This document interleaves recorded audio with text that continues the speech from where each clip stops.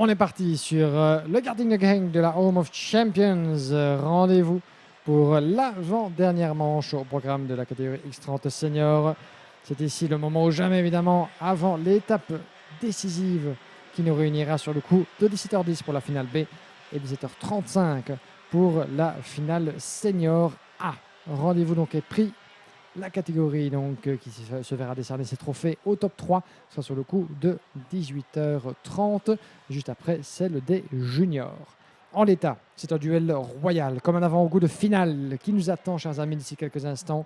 Rendez-vous compte, Ellie Goldstein, le quadruple champion de Belgique, et Jan Eekmans sur la première ligne de la grille de départ. Jan Eekmans, le fer de lance du team EGP, dont c'est la première saison dans le cadre du championnat de Belgique, dans le cadre ici du championnat de la spécialité, mais aussi sur les circuits belges, lui qui lime toutes les pistes européennes dans le cadre des championnats d'Europe et mondiaux et dans le cadre des IAME Euro Series depuis maintenant plusieurs saisons, découvre cette année tout le sel, toute la compétitivité du championnat national de la spécialité, et il se mue, quoi qu'il arrive, même s'il ne disputera pas peut-être l'entièreté de la saison, il se mue en grandissime favori à la victoire ce week-end face à celui qui domine la catégorie depuis maintenant des années. Eekmans contre Goldstein, 4 victoires pour le pilote Descartes, 3 victoires pour le pilote GP. Faites vos jeux, les feux s'éteignent, on est parti. Green, green, green.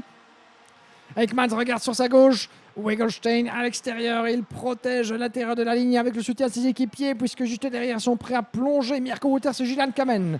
Ça va être une bataille à 3 contre 1, ça se passe bien pour l'entièreté du peloton, qui plonge comme un seul homme dans la première séquence, le premier secteur de virage.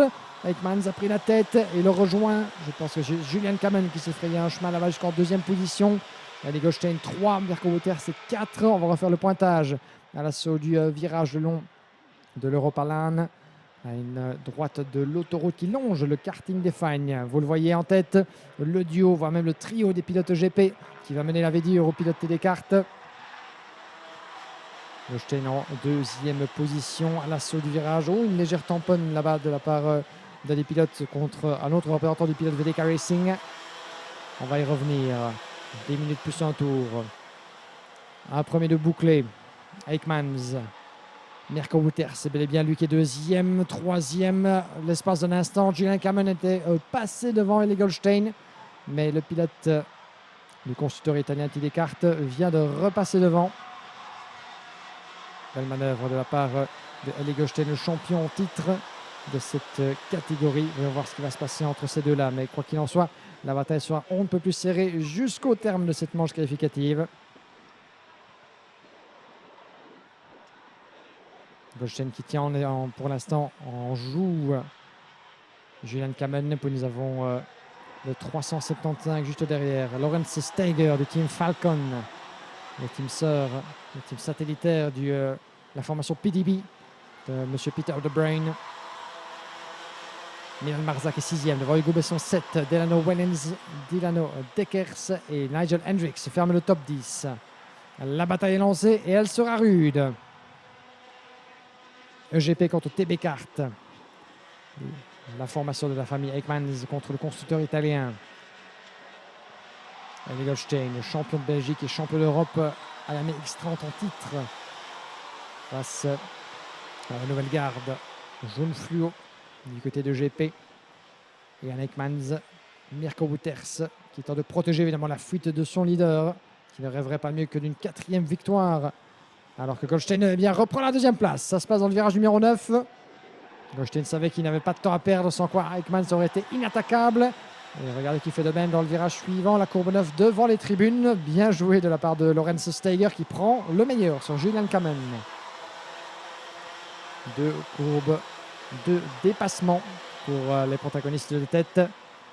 Et il était temps évidemment pour Goldstein de pouvoir tenter de faire la connexion, puisque l'écart vient de grimper à 9 dixièmes sur Jan Eekmans. Wouters, Lawrence Steiger, Julian Kamen. Puis nous avons le 334, Dilano Deckers qui a pris le meilleur sur Hugo Besson. 8e place désormais pour Milan Marzak, Nigel Hendricks, Delano Wellens qui ferme le top 10. Très belle vue évidemment en parallèle le long de la ligne droite de l'Europalan, afin de juger au mieux des vitesses vertigineuses atteintes par ces petites machines propulsées par des moteurs de 125 cm3. C'est une trentaine de chevaux que ces moteurs sont capables de dégager. Et à la corde, ça passe pour Julian Kamen sur Mirko Wouters. Ça aurait pu lui coûter une position de plus à Mirko, puisque, et au moment où j'en parle, eh bien voilà, Lorenz Steiger qui se fraye un chemin et qui ravit la 5e position à Mirko Wouters, qui va devoir s'y reprendre à 0. Nous avons Hugo Besson 7, suivi par le 369 Milan Marzak, Nigel Hendricks, Delano Wellens. Donc ça commence à tout doucement prendre forme, cette bagarre en tête entre les pilotes GP. Lorenz Steiger au milieu du jeu de qui en quelque sorte, alors que l'écart vient de légèrement augmenter en tête entre Ekmans et Goldstein pour dépasser la seconde.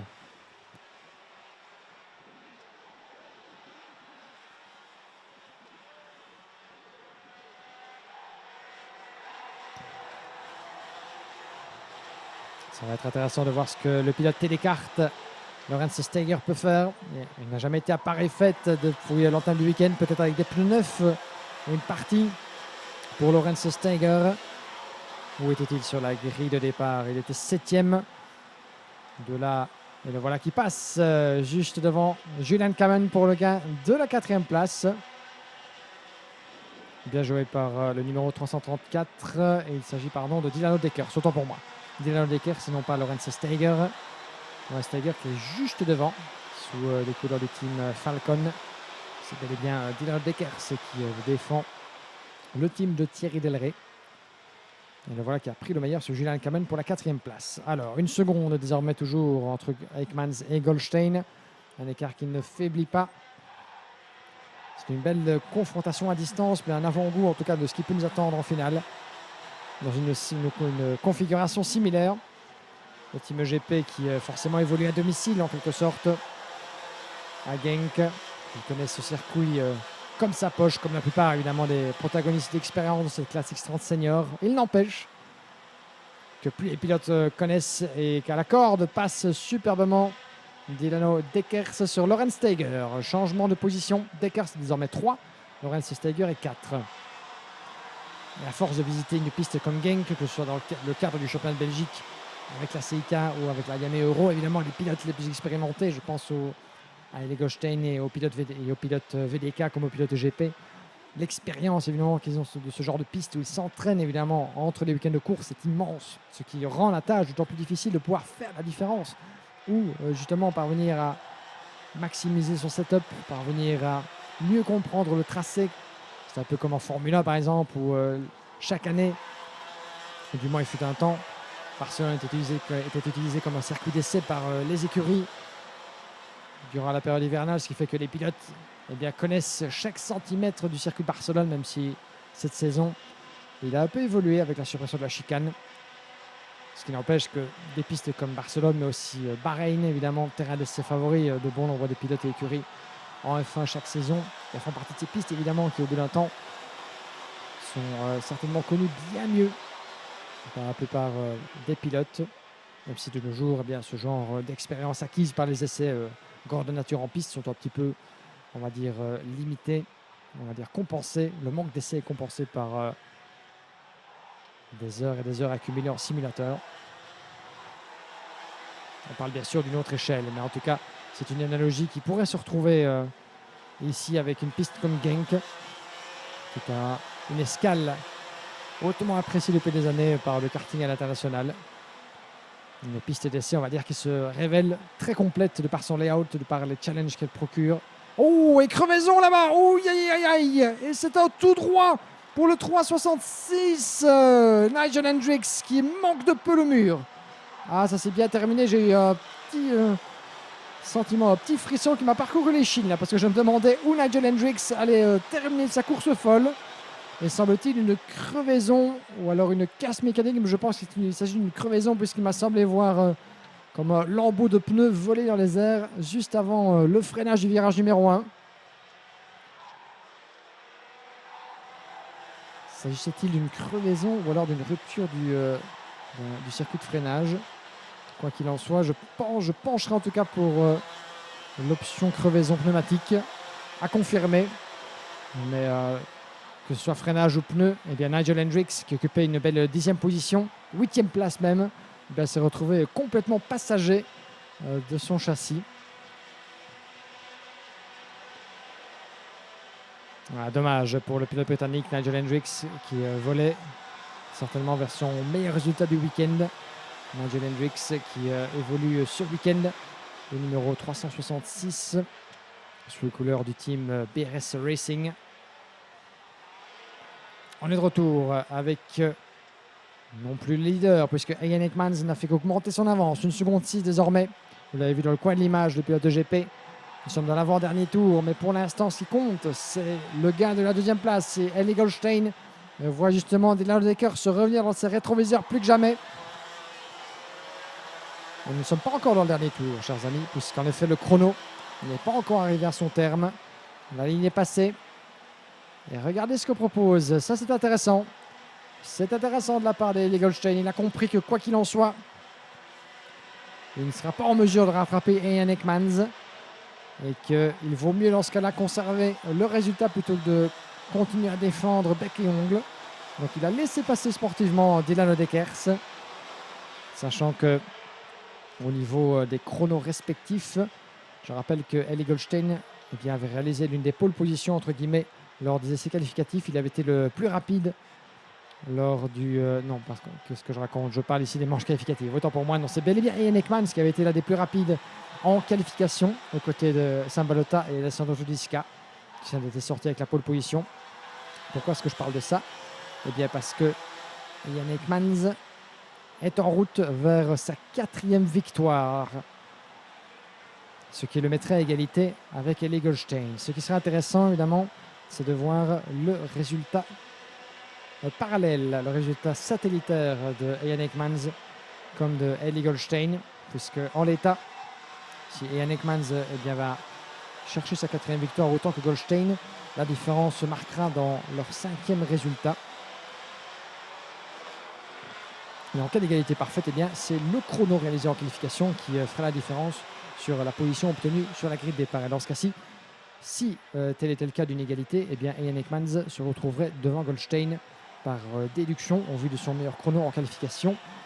Mais pour l'instant, je n'ai pas encore le résultat définitif de Goldstein sous les yeux. Mais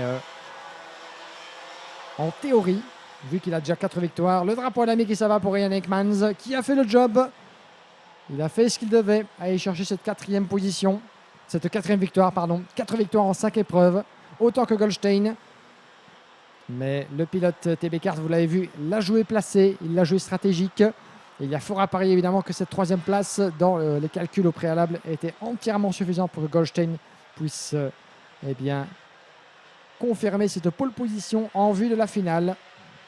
Et Ian Ekmans le sait évidemment, il n'y avait qu'une mission à faire dans cette épreuve, aller chercher la victoire, ce qu'il a fait de bien belle manière sans jamais se retourner. Dylan Deckers a hérité en quelque sorte de la 2e position. Il pressait Ellie Goldstein de toutes parts.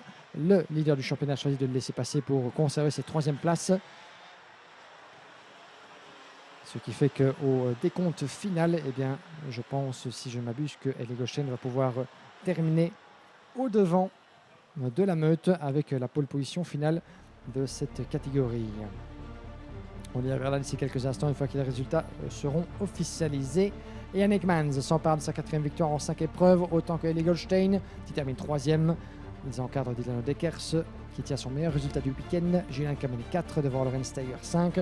Hugo Besson 6, suivi de Mirko Wouters, Michael Kuiper, Delano Wellens, Angelo Melli, Alex Schepper, Matthias van der Kerkhove, Matteo van der Kerkhove 13e, suivi de Dylan Visser, Stolan Knoll, Dylan Marzak, Nicolas Simic, ainsi que Gaëtan de Brabender 18e. 19e place pour Xian Bon devant Ziminik Wang.